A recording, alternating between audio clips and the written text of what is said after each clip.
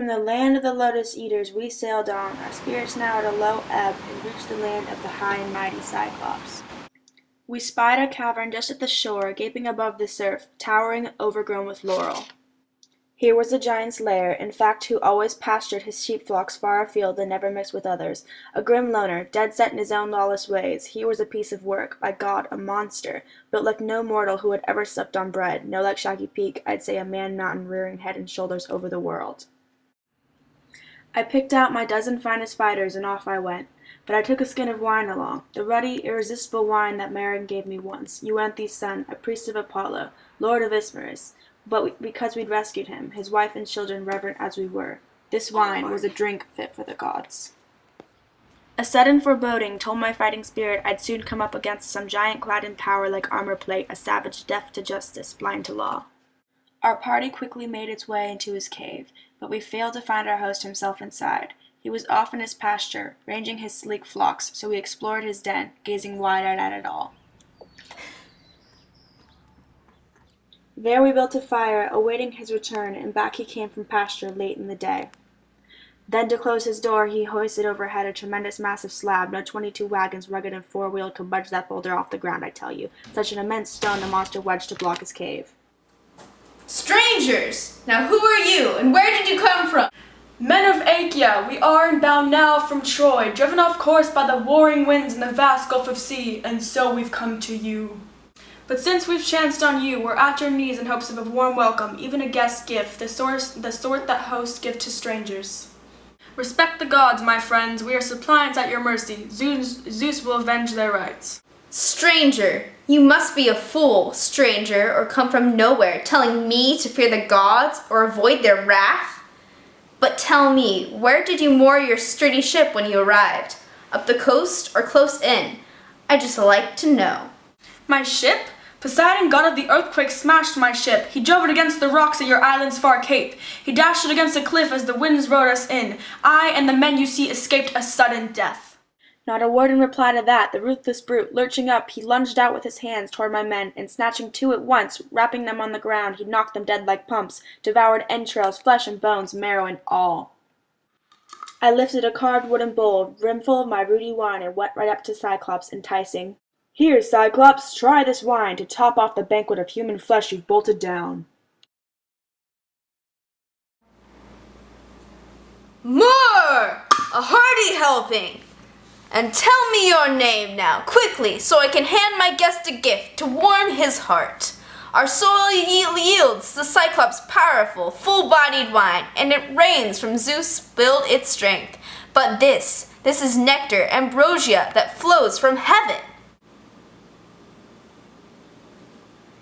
So you ask me the name I'm known by, Cyclops? I will tell you, but you must give me a guest gift as you promised. Nobody, that's my name. Nobody, so my mother and father call me all my friends. Nobody? I'll eat nobody last of all his friends. I'll eat the others first. That's my gift to you. Ha ha ha ha.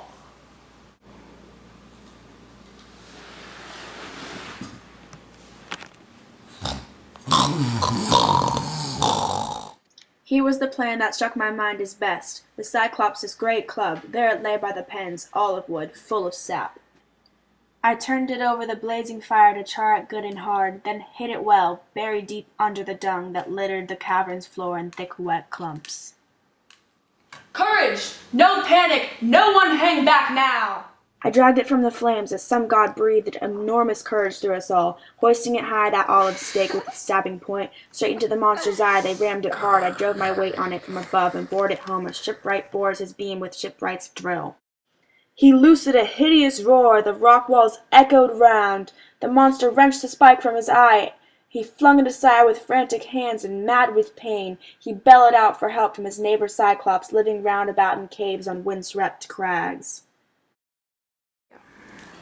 Nobody, friends! Nobody's killing me by fraud and not by force! If you're alone, and nobody's trying to overpower you now, look, it must be a plague sent here by mighty Zeus, and there's no escape from that. You'd better pray to your father, Lord Poseidon.